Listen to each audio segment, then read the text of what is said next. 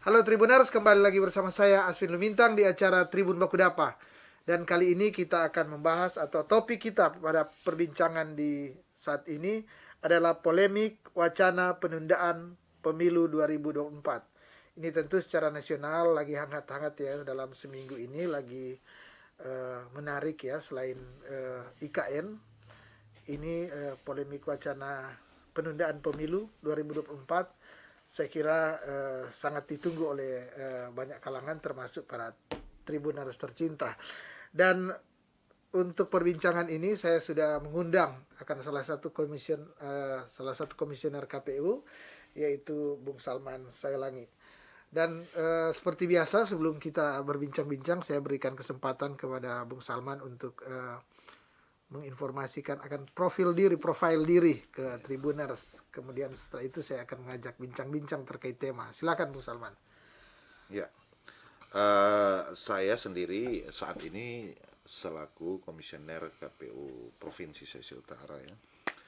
Dan sebelumnya memang berlatar belakang sebagai ASN dan juga sekaligus pemerhati pemilu gitu ya. Walaupun memang juga di lembaga-lembaga kepemiluan sebelumnya juga saya sudah mengawalinya ya, bahkan dari tahun 99 itu saya sudah mengawali dengan menjadi panitia pemilihan kecamatan gitu ya.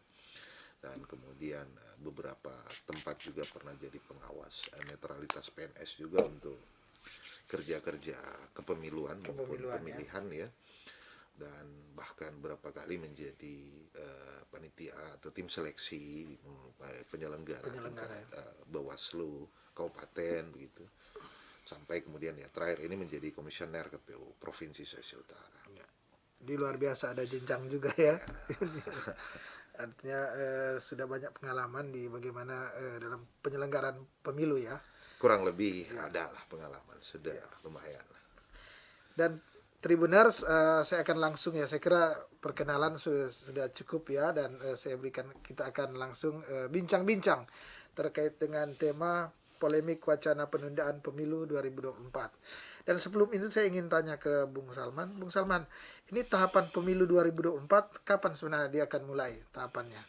Kalau misalnya seperti kemarin kan sudah ada rancangan dan simulasi ketika titik hari H pemilu disepakati lewat beberapa kali rapat dengan pendapat dengan pemerintah dan DPR itu ya. Jatuh di tanggal 14 Februari tahun 2024. Maka kemudian ini kalau kalender tahapan seharusnya dia sudah mulai di bulan Juni tahun 2022 ini, karena akan mengawali dengan tahapan pendaftaran partai politik serta verifikasi partai politik begitu. Bahkan ya. Berarti secara internal partai politik berarti sudah mulai gerak-gerusu ini ya, secara internal pasti ya. Ya, karena partai politik dia sudah harus mempersiapkan diri untuk diverifikasi. Verifikasi gitu ya. Partai yang baru mendaftar dan kemudian non parliamentary threshold itu dia akan dilakukan verifikasi administrasi dan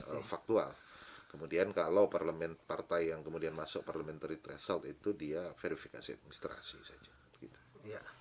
Dan gini, Bung Salman, seperti tema kita bahwa tadi tahapan sebenarnya sudah dimulai pada tahun ini, tapi para katakanlah politisi kita di tingkat nasional ya, yang penentu. Jadi yang kan Jakarta ini menentukan di 34 provinsi ini termasuk di Sulawesi Utara, sehingga tentu para tribuners di Sulawesi Utara atau kita semua juga perlu mengetahui saat ini ada wacana yang kelihatan biasa-biasa, tapi sesungguhnya apabila dia terrealisasi itu sangat luar biasa secara politik dan akan mempengaruhi banyak aspek kita, yaitu wacana penundaan pemilu.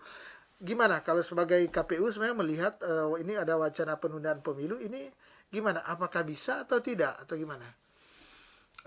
Secara konteks kelembagaan KPU tidak bisa mengatakan bisa atau tidak, tapi kemudian KPU tentunya taat dan patuh ya terhadap regulasi baik dari Undang-Undang Dasar, Konstitusi, dan kemudian Undang-Undang Pemilu dan Pemilihan yang ada begitu kan, begitu juga dengan undang-undang terkait. Nah, sepanjang apa yang menjadi isi dari undang-undang tersebut, tentu ini akan diwejawantahkan lewat peraturan-peraturan KPU dan seterusnya akan dilaksanakan sesuai bunyi dan isi dari tadi baik konstitusi ya, maupun undang-undang pemilu, Ya. sendiri. Ya.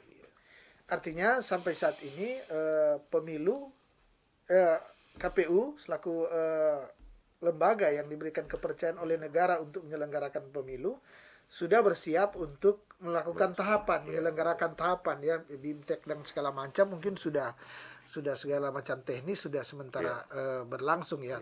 Tapi kita juga tentu tidak menafikan bahwa di tingkat elit politik ini ya ada pembicaraan-pembicaraan yang tentu bertujuan untuk kebaikan tentu ya, kebaikan, kemudian bagaimana mengatur akan demokrasi di negara kita.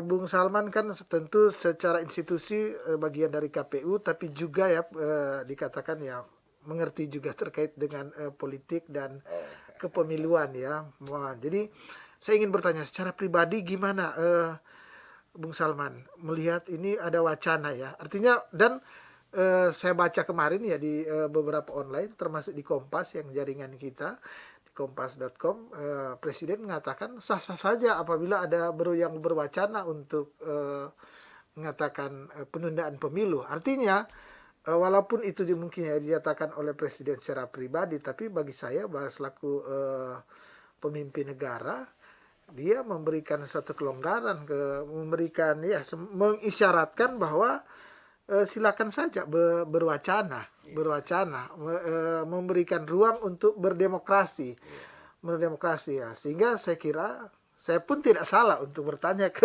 Bung Salman saat ini. Bung Salman, ini Presiden mengatakan sah-sah saja.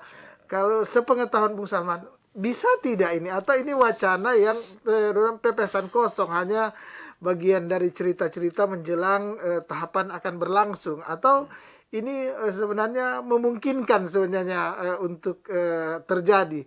Dan kalau dia memungkinkan, gimana? Apa yang harus kita lakukan? Nah, gimana boleh? Memang kalau ini memang wacana yang agak ini ya, agak seru lah. Agak seru ya. Kemudian memang sekali lagi. Tapi mengedukasi juga ke masyarakat mengedukasi. menurut saya. Kan dari awal kita bicara kelembagaan, ya tentunya kami taat dan patuh terhadap undang-undang. Namun juga kalau misalnya kemudian ada perubahan undang-undang, ya sekali lagi juga KPU itu taat dan patuh, ya kan? Apabila ada perubahan undang-undang gitu. Apalagi kalau misalnya ada perubahan konstitusi gitu. Betul. Nah, ketika berbicara penundaan, memang ada dua konteks juga. Dan kalau menunda itu perubahan konstitusi kan? Sepanjang misalnya kan ini ada dua konteks harusnya dilihat gitu kan. Ketika ditunda, ini belum bicara 3 periode seorang presiden gitu ya. Tapi kalau misalnya ditunda misalnya 5 tahun, kemudian Pak Jokowi ditambah 2 tahun sehingga 7 tahun. Kalau kan? itu harus mengubah konstitusi. Kalau misalnya menunda dalam konteks masih dalam tahun 2024 ya. Memang kemarin telah disepakati kan pemahaman tafsiran terhadap Undang-Undang 7 2017 itu yang dimaknai dengan 5 tahun sekali. Itu tidak tepat 5 kali 365 hari. Tidak gitu ditafsirkan kan? Begitu ya. Artinya April gitu ya. Karena lewat RDP saja kan. Itu disepakati 14 Februari. Tapi RDP ini adalah sebuah konsensus yang sah juga berdasarkan Undang-Undang 7. Karena bicara hari pelaksanaan itu harus dibicarakan bersama lewat rapat dengar pendapat. Gitu antara DPR, legislatif dan kemudian pemerintah bersama penyelenggara. Sehingga didapatlah titik itu kan 14 Februari. Nah, seandainya juga ingin berubah dalam tahun 2024, ya juga harus melalui tahapan itu, RDP itu, dan dibicarakan kembali begitu. Ada kesepakatan bersama bersama. Karena memang juga amanat Undang-Undang 7 2017 seperti itu. Itu jika dalam konteks penundaan di dalam 2024. Ya, tapi ada faktor di belakangnya juga harus diperhatikan. Karena dalam pelaksanaan undang-undang pemilihan, kan undang-undang pemilihan berdiri sendiri, kan gitu. Tidak satu dengan undang-undang pemilu gitu kan. Nah, Undang-Undang 10 tahun 2016 yang terakhir dirubah karena ada Covid dengan Undang 6 tahun 2020 itu kan. Nah, itu juga sudah menyebutkan bahwa pelaksanaan pemilihan serentak di tahun 2024 itu bulan November. Itu sudah jelas tertera dalam undang-undang Artinya berbeda pemilihan. sebenarnya dengan ini Ya, ya, karena dia berbeda penggunaan ininya, penggunaan. perangkat hukumnya berbeda begitu ya. Nah, ketika ini ya juga kita harus pikirkan ketika mau digeser misalnya dalam konteks 2024 ya juga harus dipikirkan irisannya karena memang tidak dapat itu ketika banyak tahapan beririsan gitu ya. Ketika Kalau mengikuti misalnya bulan November nanti ya ya, sebenarnya. itu kalau bicara konteks tunda dalam tahun 2024. 2024. Kenapa kan kemarin dari 2 Februari ya karena ingin sedikit menghindar dengan pemilihan. Tahapannya tidak bergesekan, beririsan. Karena Memberi ruang ke penyelenggara ya, sebenarnya ya untuk ruang apabila penyelenggara, baik dari pelaksanaan, Pelaksanaan. sumber daya, saya kira juga dalam anggaran juga, saya kira ya, dalam kemampuan anggaran juga. Selanjutnya, kalau kemudian berbicara di luar 2024, ya, berarti kan itu sudah ada masa perpanjangan, periode. karena berkembang di luar yang saya baca tadi ya, yang dimaksudkan dirubah adalah ternyata ada keinginan 2 tahun. Jadi ada pendapat berarti Jokowi nanti akan presiden nanti dia akan 7 tahun berkuasa. Dan ini tidak mudah katanya karena kalau penundaan ini berarti otomatis anggota DPR, MPR dia juga akan bertambah. Ya. Jadi memang itu harus dipikirkan juga serentak karena kan pemilihan ini dalam konsensus Undang-Undang 7 2017 bahwa 5 jenis pemilihan kan dilaksanakan. Presiden, DPR, DPD, DPR provinsi, dan kemudian DPR kabupaten kota gitu kan. Nah, ini juga harus dipikirkan dalam konteks itu. Selanjutnya juga ketika berbicara konteks presiden tentunya ini diatur dalam konstitusi ya Undang-Undang Dasar 1945 tentunya namun memang pasal-pasal yang mengikat itu bahwa kemudian presiden itu hanya bisa dipilih kembali dalam 1 kali saja ya dan kemudian masa jabatan 5 tahun ini juga memang sudah ada dalam konstitusi dan KAKU.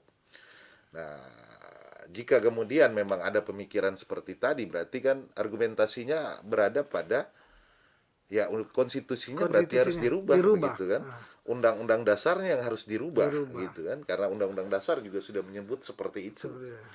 Nah, memang di dalam undang-undang dasar sendiri jika kemudian kita masuk lebih dalam pasal 37 juga itu kan menjelaskan ke dalam ya jika kemudian akan ada usulan perubahan pasal-pasal itu harusnya diusulkan oleh sepertiga anggota begitu kan kemudian sepertiga anggota MPR ya, itu diusulkan Majelis Pemusyawaratan Rakyat diusulkan ya, baru dihadiri oleh 2/3 anggota MPR dan ketika ada pasal-pasal yang akan dirubah itu harus disetujui 50% plus 1 jumlah anggota MPR itu sendiri. Jadi itu ruangnya. Seandainya dinamika ini berkelanjutan, ya silahkan kalau memang kemudian dia artinya dimungkinkan meyakinkan karena itulah perangkat kita. Cara berkonsensus kita ya seperti itu harusnya kan. Artinya ketika ada wacana silahkanlah wacana itu berjalan namun kemudian prosedur hukumnya seperti tadi ketika itu bisa terlaksana juga ini bukan sebuah hal yang kaku gitu ya dan kembali lagi ketika bicara KPU harus siap apapun keputusan yang lebih berbentuk tinggi, konsensus gitu kan undang-undang gitu kan betul. Baik itu dari konstitusi dan undang-undang dasar kan begitu undang-undang dasar dan undang-undang pemilu itu sendiri ya.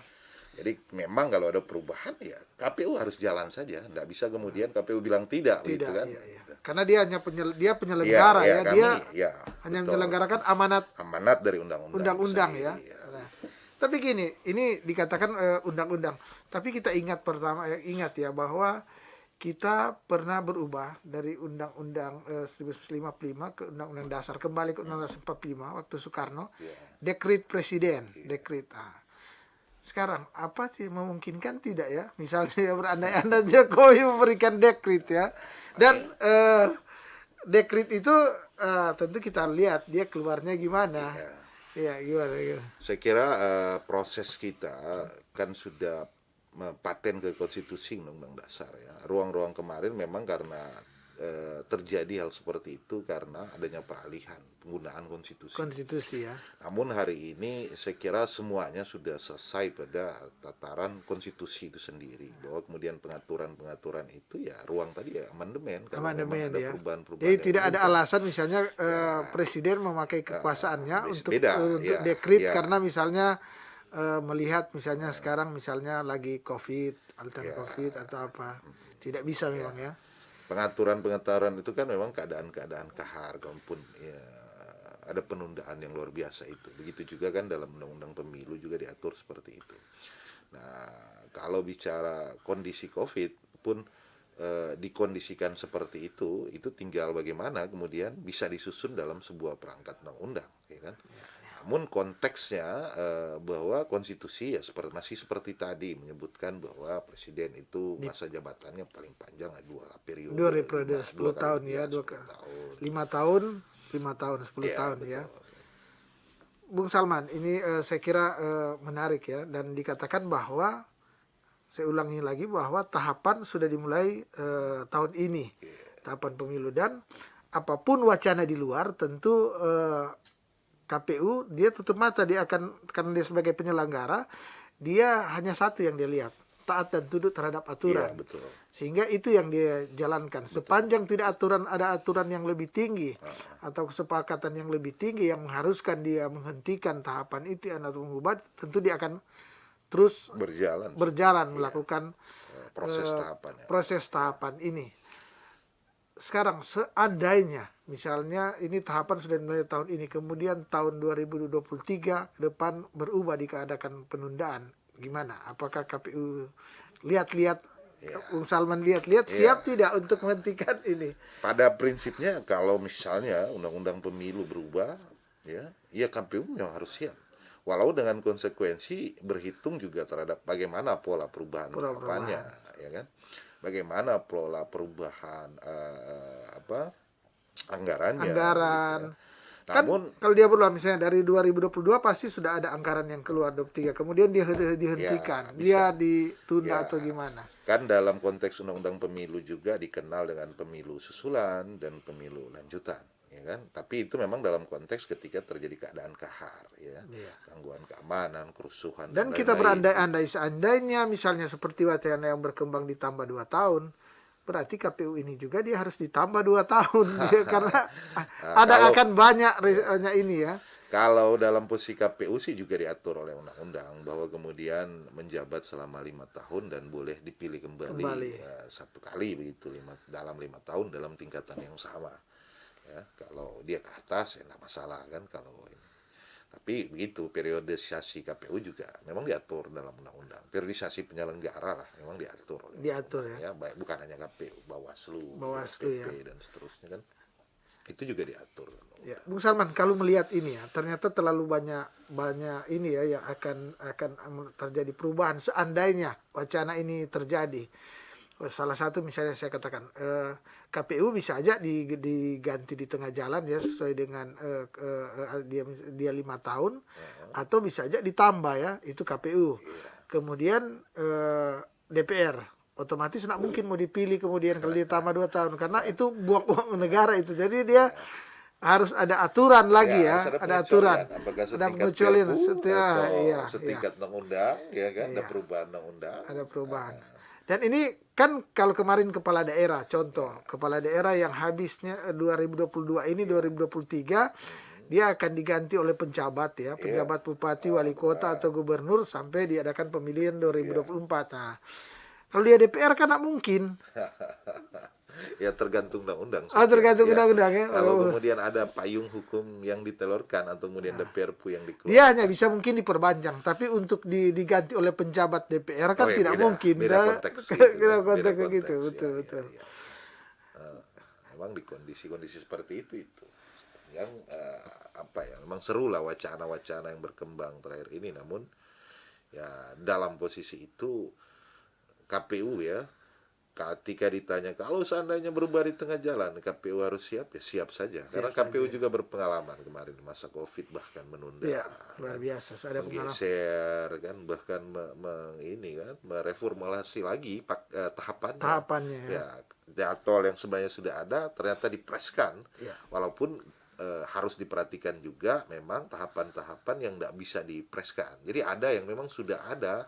Dan luar biasa Waktunya diatur sukses dalam ya, karena undang-undang. partisipasi masyarakat betul. ini luar biasa ini ya. Ya, jadi kalau untuk konteks Sulut, saya memang harus berterima kasih untuk masyarakat Sulawesi Utara karena memang Sulawesi Utara pada pemilihan gubernur kemarin Luar biasa. termasuk partisipasi tertinggi se-Indonesia. Se-Indonesia, Pilgub, ya. Dan itu kesuksesan juga Bung Salman dan kawan-kawan. Ini karena bukan hanya kami, tapi Iya, kemudian semua komponen, termasuk Komponen. media juga. Saya Iya, kira iya. media cukup kuat berkontribusi, mensosialisasikan, memberitakan agenda-agenda kami sehingga itu cukup.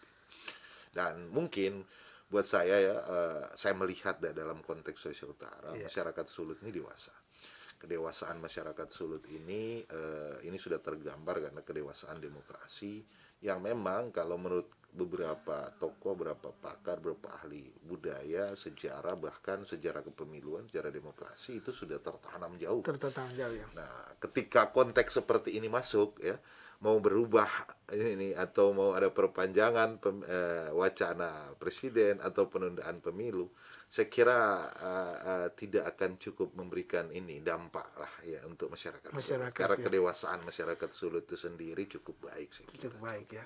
Ini ada netizen yang menulis di komen Facebook ya, yaitu bahwa gimana katanya apabila benar-benar terjadi penundaan, kira-kira apakah Bung Salman dan kawan-kawan akan ditambah juga atau gimana katanya ini?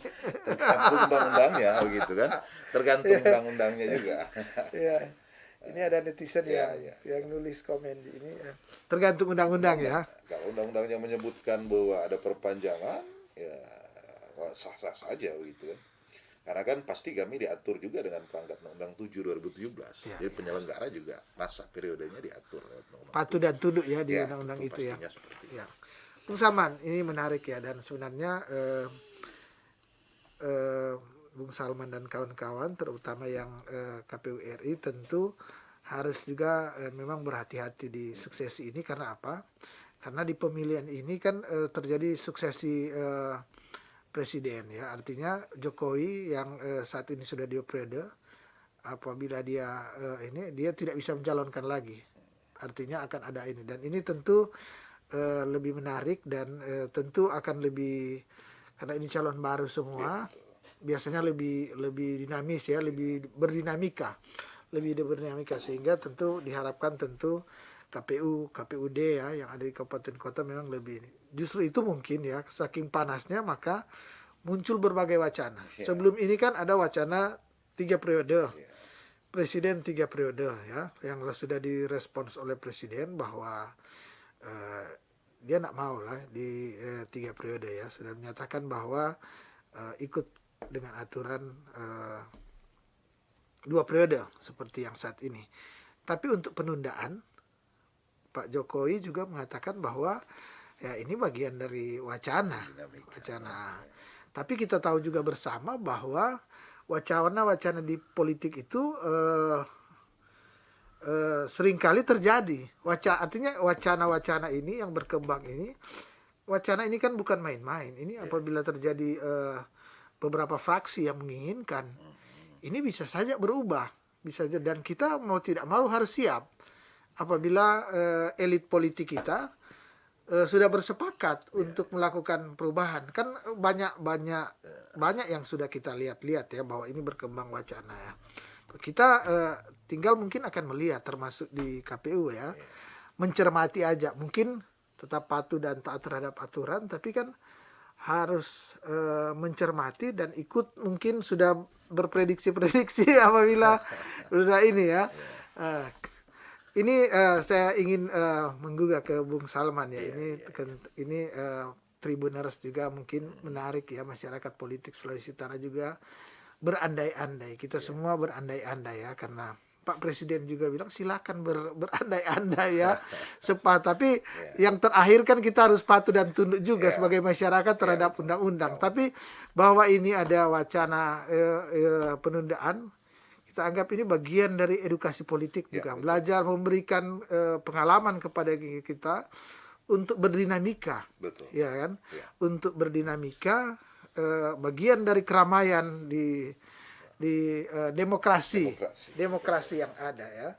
Dan Bung Salman selaku KPU dan saya juga di media, tentu kita salah satu tanggung jawab kita memberikan edukasi ke masyarakat lewat bincang-bincang ini. Kita harus sama-sama saling mendidik ini, memberikan pendidikan, memberikan edukasi, sehingga ada kalau boleh saya sebut ya, ada Luhut ya, salah satu menteri Menko Invest yang menyatakan bahwa sesuai big data yang dia punya, bahwa banyak masyarakat yang menginginkan adanya penundaan akan pemilu. Tapi survei juga dari Kompas ya, jajak pendapat survei dari Kompas, 62,3% masyarakat atau responden yang ini menyatakan bahwa mereka menginginkan pemilu dilakukan 2024. Artinya Tribuners, ini mana yang benar, tentu yang pasti dua-dua mempunyai data. Dua-dua mempunyai data. Walaupun Pak Luhut belum mengeluarkan data, tapi dia menyatakan, tentu seorang menteri ya, seorang yang di kabinet menyatakan mempunyai data, tentu tidak sembarang. Pasti dia mempunyai satu alasan. Dan Kompas juga sebagai salah satu lembaga survei yang kredibel dan sudah mengekspos, tentu mempunyai data. Bahkan datanya memang sudah dibeber. Artinya wacana ini memang sudah diikuti dengan data-data yang ada. Untuk itu dari Tribun Bakudapa ini mengundang Bung Salman untuk memberikan wacana ya.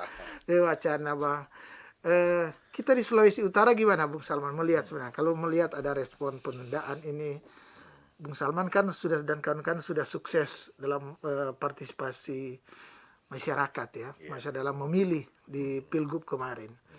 Artinya Bung Salman tadi sudah menyatakan kedewasaan masyarakat Sulut dalam berdemokrasi. Kalau dengan wacana ini juga gimana Bung Salman melihat akan respons dari masyarakat politik di Sulawesi Utara? Saya kira yang memang dari awalnya ya, tadi saya menyebutkan bahwa kedewasaan masyarakat Sulut dalam berdemokrasi itu sudah cukup panjang gitu.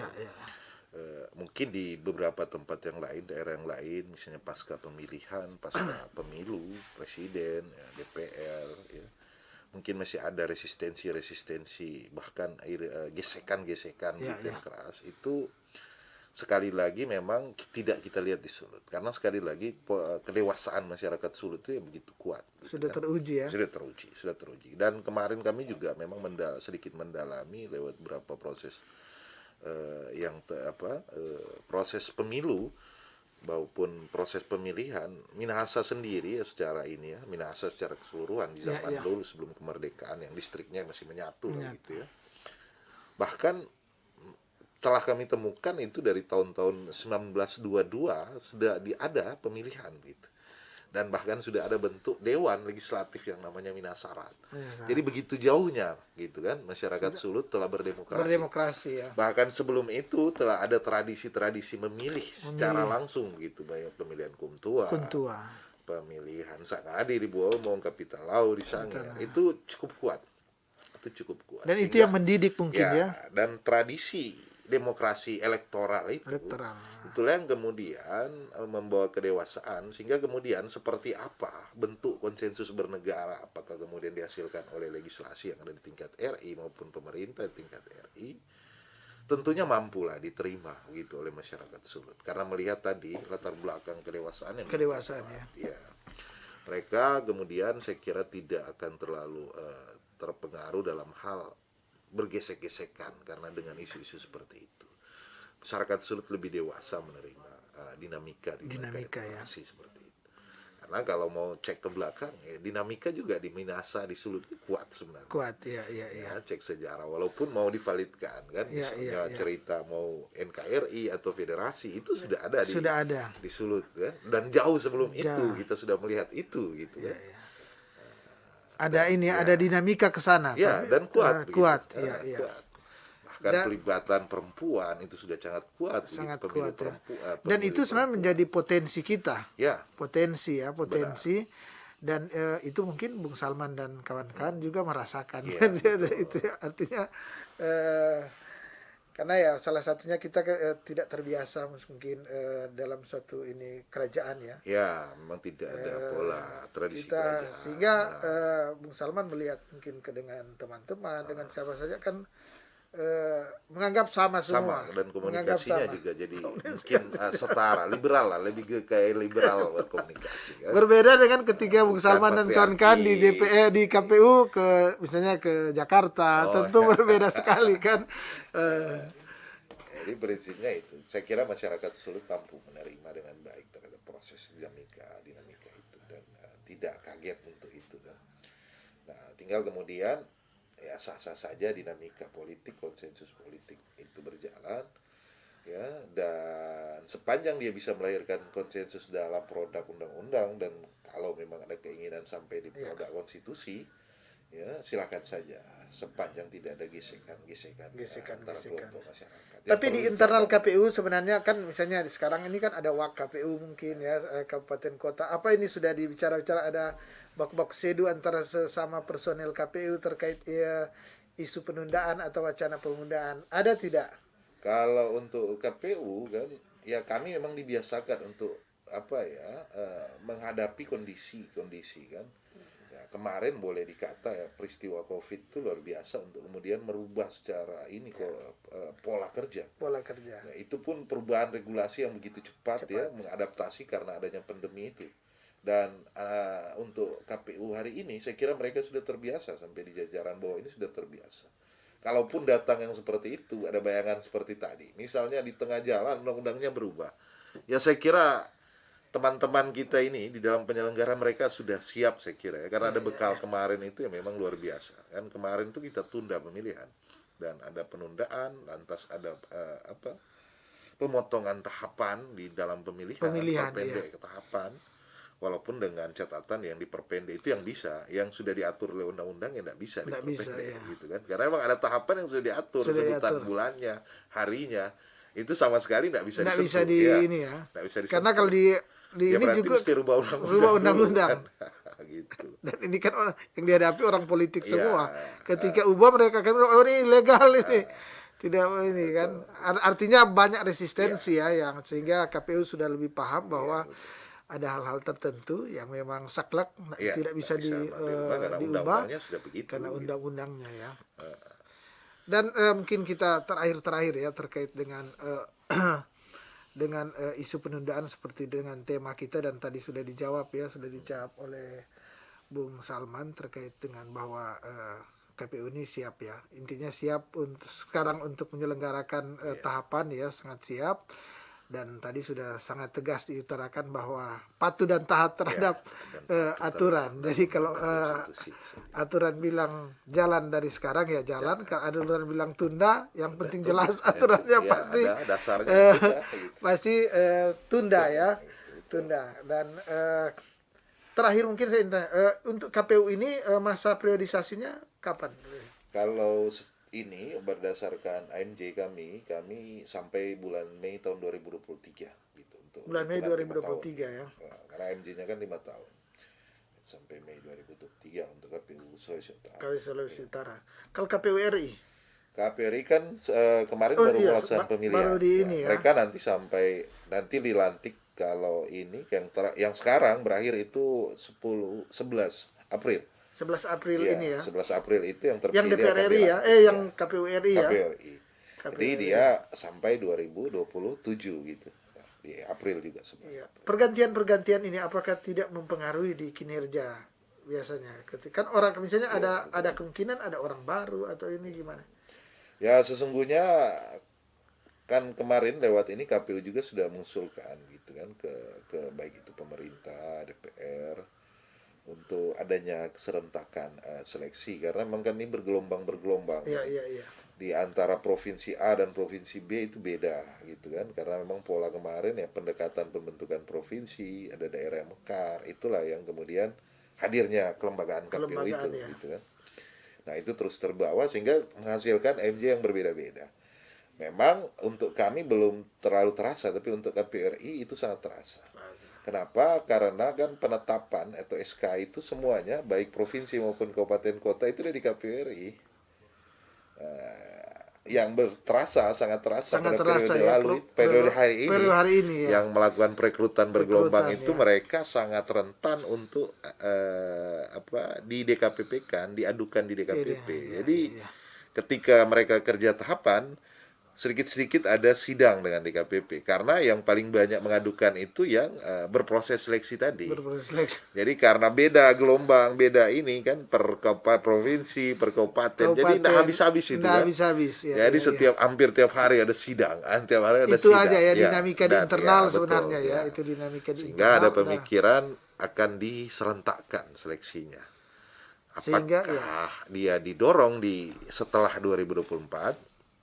Kalau misalnya konteks kan dari sisi pemerintah bicara ini anggaran, kurangnya anggaran, salah satu opsi ya juga itu bisa misalnya diperpanjang. Namun ada opsi juga, ada catatan tadi dia harus ada payung hukum, undang-undang mesti ada perubahan. Apakah Perpu atau undang-undang dirubah? Kan begitu. Kan lebih mudah kalau di internal KPU kalau untuk misalnya diperpanjang ya. Kalau baru opsi kedua mungkin diserentakkan, ditarik satu gelombang yang sama semua sebelum 2024 gitu. Itu ada dua opsi yang sudah hadir, diusulkan ke DPR dan pemerintah. Tinggal dipilih saja mana yang terbaik. Tapi secara kelembagaan ya memang berat ketika ada seleksi yang bergelombang itu. Itu akan membuat pukulan yang berat pada KPRI karena semuanya bermuara ke mereka. Ya. Betul. Dan ini bayangkan ada 34 provinsi kemudian belum di kabupaten kota 548 kabupaten kota yang diseleksi. Semua ada dinamika. Iya, semuanya ada dinamika. Ada dinamika. Jadi lagi konsentrasi di tahapan, kemudian ada internal yang lagi seleksi yang harus juga diperhatikan. Ini tidak mudah memang. Ya, hak ini untuk dia melakukan keberatan gitu kan. Jika terasa tidak puas terhadap proses seleksi itu kan memang tidak bisa dihindari. Dan luar biasa banyaknya itu. Kalau dia diadukan satu tahapan, satu gelombang saja, mungkin hanya sekali di masa itu. Tapi karena beda-beda kan ada saja pengisi jadi waktu bisa itu. Aja jadi tidak habis-habis. Tiap minggu gitu. Betul. Ada untuk ke DKPP melapor ada terus aduan gitu kan dan dipanggil sidang oleh DKPP. Dan itu pasti mengganggu. Sangat mengganggu. Sangat mengganggu sekali akan kinerja ya. Betul. Kinerja. Dari sisi anggaran juga ya memang sangat terasa. Karena kan memang ini bukan ini ya. Mungkin ditinjau dari misalnya kan kalau tidak serentak, misalnya BIMTEK terhadap tahapan A, harusnya sudah dibuat. Ketika masuk lagi di gelombang berikut, ada yang baru datang misalnya kan. Nah, harus membimtek lagi, itu berulang-ulang. Berulang-ulang gitu, kan. ya. Nah, kalau dia serentak, BIMTEK-nya bisa serentak, begitu kan. Jadi BIMTEK untuk tahapan tadi, verifikasi partai politik, jadi awal semua begitu, BIMTEK untuk apa? Pendaftaran calon DCS gitu kan, daftar calon sementara, daftar calon tetap atau data pemilih. Jadi tidak harus berulang-ulang ketika siapa yang datang belakangan, siapa yang datang di awal. Nah, konsekuensi anggaran itu akan sulit di situ juga. Betul. Anggaran kemudian waktu tenaga energi untuk luar biasa banyak. Luar biasa banyak. Tapi apapun itu tentu itu adalah dinamika di internal KPU yang saya kira sudah sering dialami oleh setiap periode terus dialami. Tapi bagaimana supaya potensi polemik ini atau di internal atau resistensi ini lebih efektif dan efisien efektif dan efisien. Tentu seperti usulan tadi apakah ditunda setelah 2024 atau di sebelum 2024 Tapi disatukan, sudah diserentakkan. diserentakkan, sehingga kalau Seleksi. ada masalah Satu tahap di waktu satu itu saja, tahap di jangan situ. mengganggu di waktu-waktu Di yang waktu lain. lain. Begitu. Memang mungkin dia akan booming di satu waktu, Ya, tapi memang selesai di selesai situ. di Iya, betul. di situ ya. Jadi ada keuntungan tersendiri, ada juga ini ya, gitu. Mungkin tinggal dilihat mana yang terbaik. Kan Terbaik. tujuannya mana yang terbaik untuk penyelenggara ya, Penyelenggaraan, sehingga menghemat tenaga, waktu ya, efisiensi, dan memberikan anggaran juga sebenarnya. anggaran Iya, juga dari ya, sisi yang paling penghematan itu yang utama saya penghematan kira. ya. Iya. Karena kan keinginan kita bagaimana kemudian membuat sebuah proses pemilu yang murah. Iya. Iya kan? Itu dari awal sebenarnya keinginan kita. Walaupun sebenarnya kita juga sudah terperangkap dengan aturan kita kan. Iya, tentu Undang-undang kita gitu. setiap ini kan negara menginginkan Iya. bahwa bagaimana, karena ini pemilu kan setiap 5 tahun ya, Iya, agenda demokrasi yang sudah kita pilih untuk setiap 5 tahun orang melakukan demokrasi. Iya. Dan sangat mahal tentu, dan terus berupaya bagaimana Iya, betul. supaya Mendapatkan semakin baik, tapi anggarannya murah. semakin Iya, benar. kecil. Semakin kecil. Tapi memang tidak mudah karena negara kita memang negara besar. Negara ya. besar, ya. Negara besar, penduduknya banyak, sehingga terus dicari formulasi yang baik dan yang tepat. pas dan tepat. Yang Benar. tepat. Karena kemarin juga kan ada yang mungkin yang baik, tapi ketika di pelaksanaan banyak sekali yang Korban. banyak sekali yang sakit tuh di tingkat KPPS, KPPS, ketika bikin serentak yang ini tuh, itu kan hal-hal yang Emang kalau yang satu itu kita juga kemarin sudah beberapa kali mengusulkan, bahkan mendorong ke Kementerian Keuangan, Bappenas lah, dan kemudian meneruskan Kementerian Keuangan, adanya penambahan anggaran di wilayah KPPS itu dalam hal yang utama itu adalah pemeriksaan kesehatan full. kesehatan. Iya. Jadi sebelum dia bertugas, diupayakan dia mendapatkan upaya pemeriksaan check up yang agak Check full, up, iya. agak ini kelas General check Iya, up lah. general check up General gitu. check up ya. Kenapa? Karena memang sebelumnya kan hanya surat keterangan dokter, surat keterangan puskesmas. Karena kalau melihat ini kan ke depan nanti pekerjaan juga akan lebih berat di Iya, tingkat bawah betul. nanti ya. Jadi dibutuhkan misalnya penyelenggara atau turunan dari KPU yang sehat, yang sehat dan SDM-nya bagus. Bagus, betul. Sumber dayanya bagus, sehingga akan lebih mudah ke atas nanti Ya, kan. betul. Bung Salman dan kawan-kawan tinggal sudah datanya sudah lebih bagus, sudah Betul. ini ya, lebih ini. Karena kan untuk KPPS kemarin kan yang ini banyak terjadi korban kemarin. Iya. Nah, memang setelah dicek memang banyak kan penyakit bawaan. Iya, penyakit bawaan. Jadi komorbid itu Komorbid. kadang-kadang sulit kalau hanya ada keterangan dokter atau keterangan puskesmas untuk ditemukan penyakit bawaan itu. Maka menjadi usulan ini bahwa memang butuh general check up bagi KPPS yang akan bertugas. Ketika ditemukan ada penyakit bawaan berarti ganti. Ganti, Ya, ya. jangan kemudian dipaksakan. Nanti korban lagi ya kan dibawa pas di Betul, hari H betul. itu. Karena beratnya memang di hari H itu. Betul. 5. Karena dia kan biasanya di hari H dia akan kerja ya kurang lebih mungkin 2 atau 3 kali 24 jam Iya, betul, full ya. betul. Karena dia dari awal dia minimal kalau dia besok pagi, malam-malam dia sudah tidur betul Iya, itu. bukan dari malam itu, semalam sebelumnya. Semalam juga. sebelumnya dia ini Nah, kan. dia mengecek logistik, Dia ngecek kesiapan logistik, iya. tempat dan betul, seterusnya. betul. Karena serapat dengan yang lebih tingginya Iya. ya. Sampai besok hampir Hari seminggu lah ya. dia kan pemungutan 5 jenis surat suara perhitungan. Iya. Apalagi biasanya yang paling seru itu DPR kabupaten kota karena iya. itu sudah sangat dekat dengan tingkat kompleksitas masyarakat di lokal itu sendiri. Betul. Kan? Itu lebih Tegang rawan sekali sebenarnya. bahkan, jadi bukan hanya fisik tapi mental. Psikologi mereka kan. Karena sudah ini kemudian di bawah tekanan Iya, lagi. di bawah tekanan. Di Itulah bawah yang tekanan. membuat sangat menguras energi, membuat mereka drop. Sehingga betul-betul memang membutuhkan ya dari sisi kesehatan general check up ya, itu sangat butuh. sangat dibutuhkan, sehingga ini juga menolong nanti bagaimana KPU lebih sukses lagi ya dalam penyelenggaraan pemilu maupun pilkada tentunya. Dan Tribuners tadi ya kita berbincang-bincang terkait wacana polemik ya, tapi sudah merembet ke banyak hal ya. Tapi saya kira kita merembet juga ini bagian dari proses pelaksanaan daripada pemilu. Tapi yang pasti banyak hal yang sudah terjawab tadi, bahwa prinsipnya KPU ya, Bung Salman mengatakan tadi prinsipnya KPU adalah tunduk dan taat terhadap aturan, sehingga apapun aturan yang sudah diputuskan oleh pemerintah, oleh negara ya, Iya. tentu akan dijalankan dengan sebaik-baiknya oleh KPU. Bahwa kalau KPU negara menyatakan bahwa undang-undang yang sekarang ya sekarang dikatakan tadi bahwa akhir tahun ini ya, Juni dia mulai Juni tahapan tahun ini tahapan sudah verifikasi partai tahapan politik. tahapan verifikasi partai sudah dimulai, artinya tahapan sudah ini. Dan apabila wacana dari elit-elit politik misalnya terjadi penundaan ya, dikatakan siap juga sebagai penyelenggara pemilu. Dan tentu sebelum menutup akan bincang-bincang ini, saya berikan kesempatan ya seperti biasa di Tribun Baku Dapa ada closing statement dari narasumber, dalam hal ini Bung Salman, bisa terkait tema perbincangan mungkin atau pesan-pesan atau apapun dari Bung Salman untuk kepada Tribunar. Silakan. Yang pertama untuk Tribuners tentunya pasca ya, ini mungkin di masa post election, Ya. baik itu pemilu maupun pemilihan, saya ucapkan dulu terima kasih atas partisipasinya. Ya. Kemarin telah menggunakan hak pilihnya ya untuk memilih, berpartisipasi, bukan hanya mungkin datang juga di tanggal atau hari pemungutan suara, tapi pada proses-proses sebelumnya ya. Jadi telah berpartisipasi dan kesungguhan partisipasi itu terlihat sangat drastis, ada peningkatan begitu ya.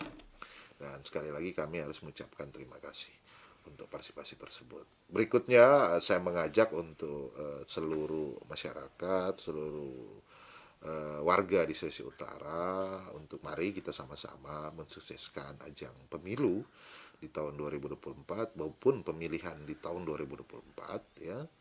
Karena sekali lagi seperti yang saya sampaikan tadi, masyarakat Sulawesi Utara ini sesungguhnya punya modal yang sangat kuat tentang kedewasaan demokrasi elektoral itu. Maka kemudian mari kita perlihatkan kelas kita untuk berdemokrasi elektoral seperti apa kita di Sulut dan kedewasaan kita seperti apa. Saya kira seperti itu. Ya.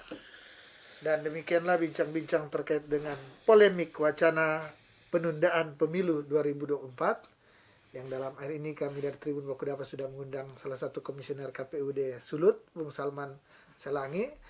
Dan tentunya saya Asun Lumintang mengucapkan terima kasih kepada Bung Salman yang sudah menerima undangan kami untuk hadir di Tribun Baku Dapa ini. Dan saya juga mengucapkan terima kasih kepada para Tribuners yang tetap setia menyaksikan akan acara ini. Dan kita akan bertemu lagi pada lain waktu dan kesempatan. Dan tentunya akan perbincangan kami nanti dengan tema yang berbeda. Dan mata lokal menjangkau Indonesia.